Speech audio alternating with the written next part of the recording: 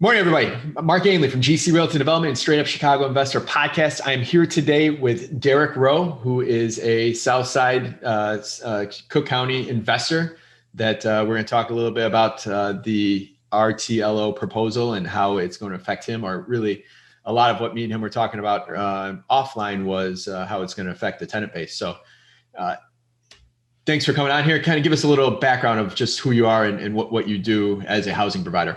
Okay. Again, my name is Derek Rowe. I own about 20 units on the south side of Chicago, which I pretty much manage. I just hired a management company. They're all between east of the Ryan, between 70th and 79th. I deal with working class individuals. A little bit about me and why I do it is that I was Chicago police for 8 years, and I saw what was taking effect in local income areas. So I decided to get into real estate to help individuals. I am a product of Chicago public housing. I grew up in public housing. My parents were drug addicts, so I understand what the system entails and what can come of it. So now I took my experience and I'm trying to help individuals within the city of Chicago, especially the working class individuals who's trying. So you bring up, you just triggered a memory for me. There's a book out there. I don't know if you've read it. It's called ''𝗵𝗃𝗃𝗀𝗁. It's a case study on 4 Milwaukee landlords around the effects of eviction and the communities. Now, one of the quotes in there is interesting. And when you're working with working class type neighborhoods like you're working with, the money, the opportunity for you to be a good housing provider is not by being strict as the book, not by letting them do whatever they want. It's that flexibility in between. How do you think having additional ordinances such as this, or potentially the future of the Chicago residential ordinance being tweaked to follow some of these things, how do you think those things are going to affect your ability to kind of be in the middle and be flexible? It's going to diminish it. It's going to make it very, very hard. As you and I spoke earlier, I compare it to being a police officer on the street back in the day, where you acted as a mentor. You saw the little 15-year-old kid that was doing something stupid, and you said, "Hey, don't do that no more. You're going to ruin your life." Now everybody has cameras on. You're not going to let that kid go, because now you're going to fire and lose your job or be brought up on charges because you now violated the law. So a lot of my police officer friends don't give those breaks anymore. And it's the same thing with being a housing provider. I have tenants who are 3 months late, 4 months late, and I work with them for them to pay their rent. Now with all these rules and oversight, I can't keep doing that, because now I'm held to a higher, stricter standard. Individuals I know, they're bouncers at nightclubs. They're hustlers, for lack of a better term. And I work with them because, again, I understand where they're coming from.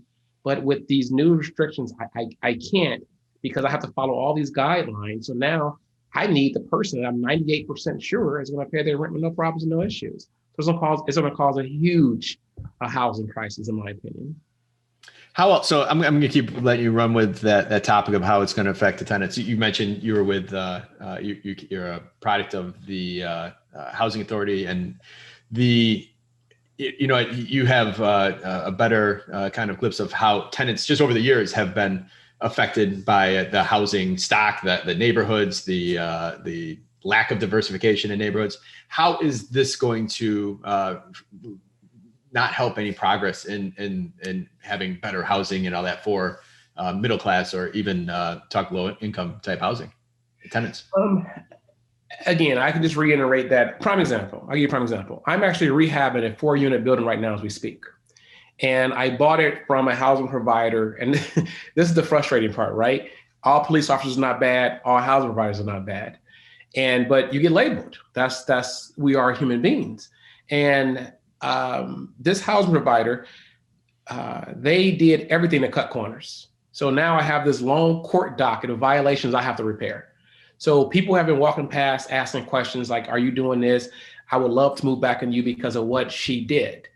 So my question is, yeah, I'm spending all this money, but now I can't cut any corners because I'm held by so much restrictions. And this is my other issue with COVID. Rent's going to increase, water's going to increase, taxes are going to increase, everything's going to increase to have to cover this budget. So my question is, what do we do with the neighborhoods? Because they're going to complain about gentrification. They're going to complain about they're being pushed out. So my question to any politician, how do I keep my rent base low to help the average working American on the south side of Chicago? and then comply with all these rules, regulations, and rent increases, you're pushing me out. So someone has to lose. And I really get frustrated because it's going to hurt the lower working class individual. Like my parents, I didn't grow up with any money in my pocket, and it's going to hurt them. And it frustrates me because in my heart of hearts, I want to help. I'm not in this to get rich. I'm not rich. And I'm running a deficit right now. So it's frustrating because it's like, what do you want us to do? Yeah, no. So I think a lot of the intended consequences end up being for larger landlords when the unintended consequences are going to fall hard on landlords such as yourself or myself that are really just trying to live the American dream, kind of have, I'll use that word again, a side hustle to what our careers might be, and trying to do the right thing. We as property managers, tenants are number one. If our tenants are happy, then our owners are happy, and everyone's kind of happy. So I think there's a fear factor when it comes to having to face this type of regulation in dealing with their tenants, because they have a opportunity to come around and get you from the backside, I guess, with I'll say use the loosely street level shark attorney type concept, where they're out there looking for tenants to just kind of exploit quality housing providers such as yourself and myself. Exactly. And I like to reiterate as well, me personally, I'm getting a sample of what it's going to be just being here in COVID. Ever since the governor announced that people couldn't evict, out of my 20 tenants, 3 of them immediately said, I'm not paying rent no more. And they're working. One guy works literally across the street. And I'm like, are you kidding me? And every time he sees my car, sees me, he does an about face and goes opposite direction because he knows what he's doing is wrong. So now I'm losing revenue because a person perceives they have leverage or control. And what do you think is going to happen? So now when all this stuff, when we get back to our normal life, court's going to be inundated with cases. And so we're not going to get that money back. And just to let you know, Mark, and not that I'm not going to feel nobody cares, I had to cash in 2 of my retirement accounts just to keep my budget going. Because I worked too hard to accumulate what I have. I'm trying to retire in 3 years. So now I got to work another 25 years because people don't want to pay rent and they can pay. We're not talking about the ones that can't. We're talking about the ones that can pay. So I was told by a young lady that the government should provide housing for everybody. And I said, okay, so with that idea, can I live in Beverly and you live in public housing? How do we decipher who lives where if the government's going to provide housing for everybody? Because I work hard, and we should be able to take care of our community without so much insight and over control. It's just, my opinion.